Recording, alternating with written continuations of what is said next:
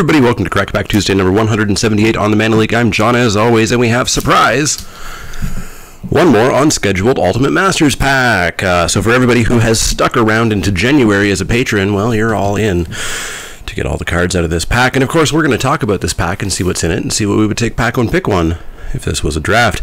And today, this is going to go to Sam Caesar. So he's going to get all the cards, none of the cards, the rare, the foil, whatever he happens to want. My box, this is from a new box. I went to the store and got a couple more packs. My box was not good.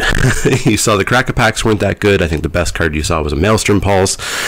If you watched the paper draft that we did, I think Noble Hierarch was the top of my box, and then like second was Demonic Tutor, and then it went way down from there.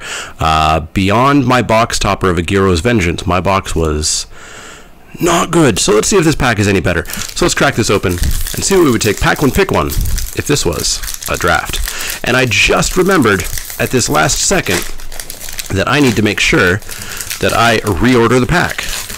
I almost forgot about that part. So let's reorder the pack. 1, 2, 3, 4, 5, 6, 7, 8, 9, 10, 11, 12, 13, 14, 15 token. So starting up, we've got ourselves an Ingot Chewer. Ingot Chewer is 4 and a red for a creature elemental. It's a 3/3.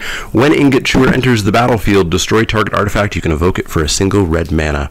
It's been a while since I played Ultimate Masters. I don't entirely remember there being that many artifacts. If this was naturalized, it would be a lot better. But as it is, this is a sideboard card at best and nowhere near a first pick. Up next is Heliod's Pilgrim. Heliod's Pilgrim is 2 and a white for a creature human cleric. It's a 1/2, and when she ETBs, you can go and get yourself an aura and put it into your hand and then shuffle your library. This is great with all the totem armor kicking around. And if you luck out and you're not just getting a Mammoth Umbra or something with this, if you're instead getting an Eldrazi Conscription, a Pattern of Rebirth, a Daybreak Coronet, etc., she's really, really good, but not a first pick. You want to have those cards, or you want to at least be in the heavy Umbras deck before you pick up the Pilgrim. But once you do, she's fantastic. Ulamog's Crusher is 8 generic mana for a creature Eldrazi. It's an 8/8. It has Annihilator 2, and it has to attack every single turn. Here's a great ramp target if you can get to it. It's a great reanimation target. It's just a great all-around target to get this out. And with so little removal in the set, it's really hard to deal with this thing. It's not really a first pick. I still want to have a way of making sure I get to it before I pick it up, but the second I've got some reanimation spells, the second I've got some ramp or something, I want me an Ulamog's Crusher.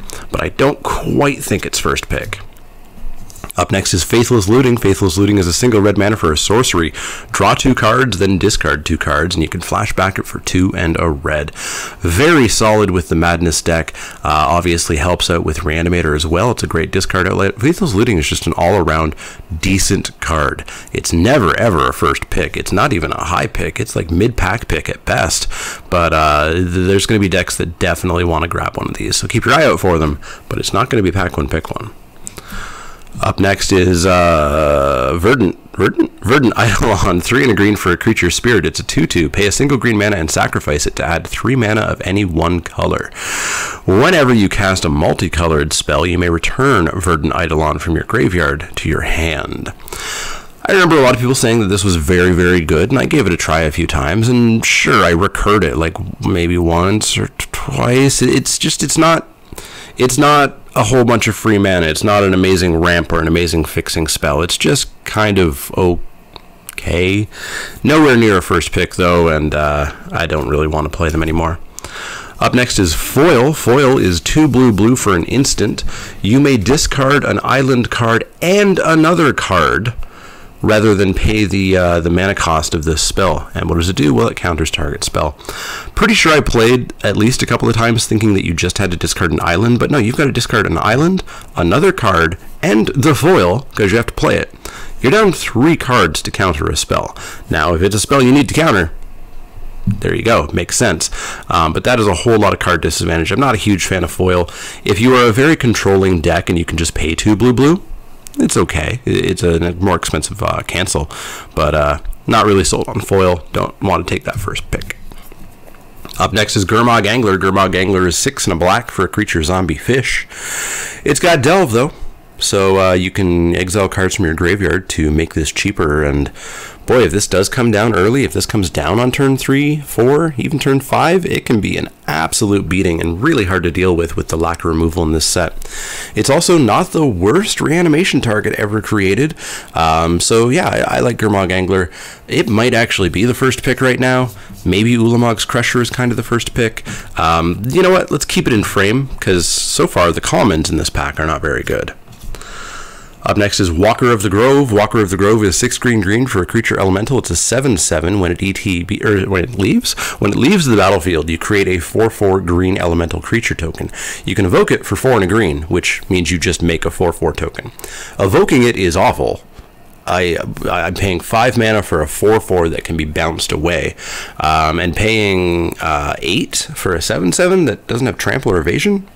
It's not very good either. I don't care for Walker of the Grove. It's a very budget rate reanimation target, I guess, but it's not a good card. Not a huge fan of it, and man, I hate hitting this thing in Momir.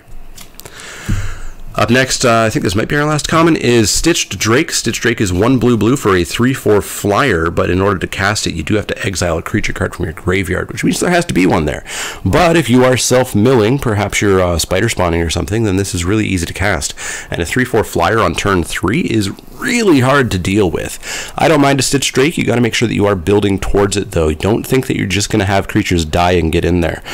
Much like Undergrowth in Guilds of Ravnica, your creatures don't die quite as often as you think they do. It feels like they die all the time, but you will go many turns sometimes before a creature actually makes its way to your graveyard. So make sure you have a plan for Stitched Drake, but once you have a plan, I'm a pretty big fan of them.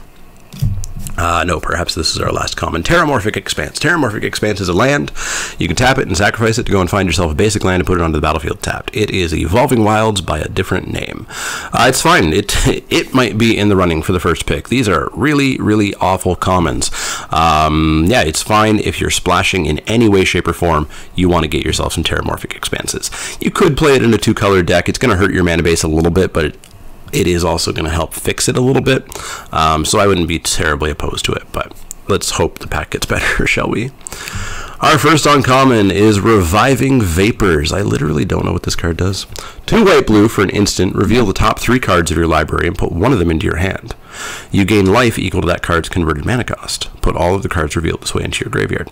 So it's double the cost, harder to cast, anticipate. You have to show your opponent the 3 cards, and in exchange for all of that, you get some life. That is a bad card.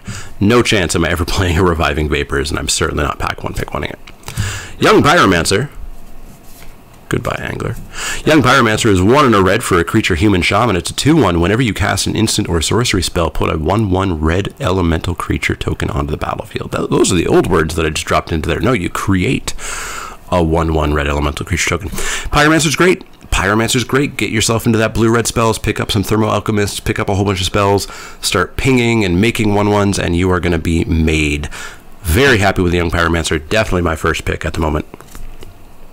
Lava Spike. Lava Spike is a single red mana for a sorcery arcane.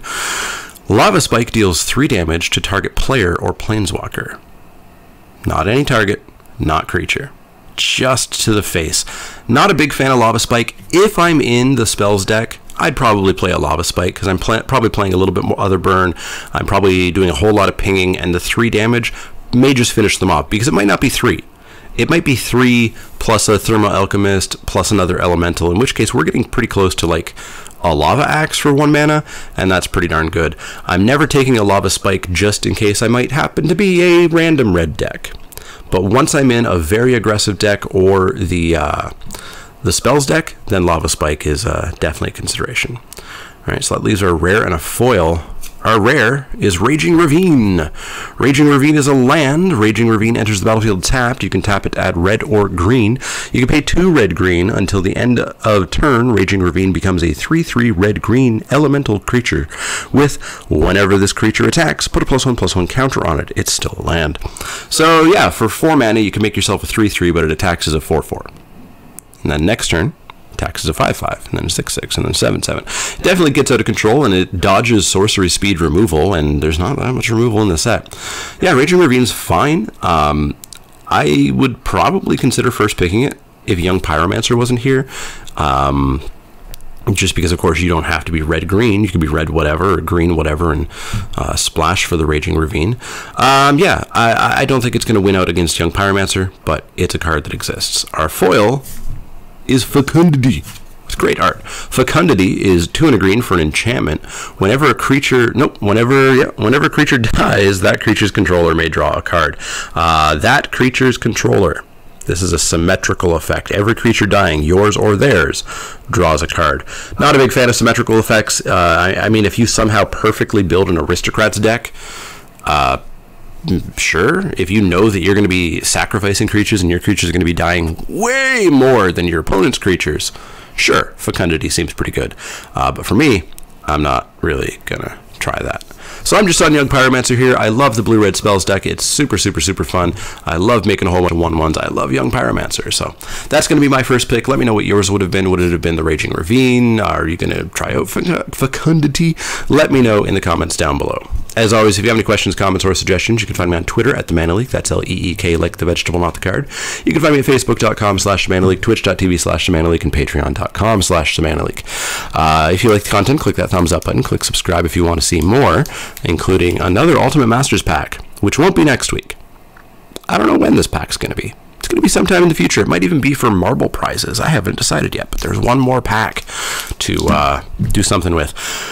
But yeah, if you do have questions, comments, or suggestions, let me know. Otherwise, I'll see y'all next time.